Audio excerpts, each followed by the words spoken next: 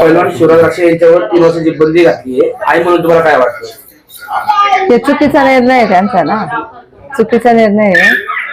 त्यास त्यांनी रिप्लाय करून दाखवले असते. शिवरायांनी पण पुढं काही केलं नसतं ना. असं तुम्ही तोच सारखा विषय घेताय की शिवरायांनी लाथ मारली हे केलं, पण तो तसा करणारा मुलगा नाहीच आहे. तुम्हीच निर्णय चुकीचा दिलाय हा. पंचांना याच्यावर काहीतरी शिक्षा व्हायला पाहिजे आमचं म्हणणं आहे. पण हे आता असं त्यांनी बंदी आणायची गरजच नव्हती ना.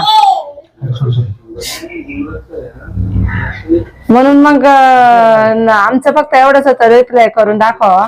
शिवराज असं कृत्य करणार पण नाहीये, तसा मुलगा पण नाही. आज इतक्या वर्ष कुस्त्या करतोय, 2 महाराष्ट्र केसरी झाले, 50 वर्षाचे गोल्ड मेडल आणले त्यांनी.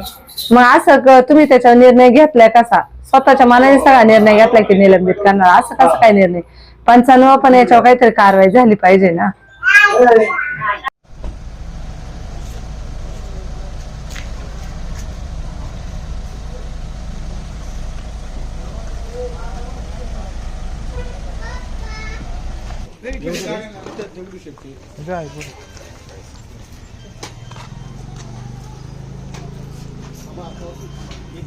एक मिनिट या ना ताई.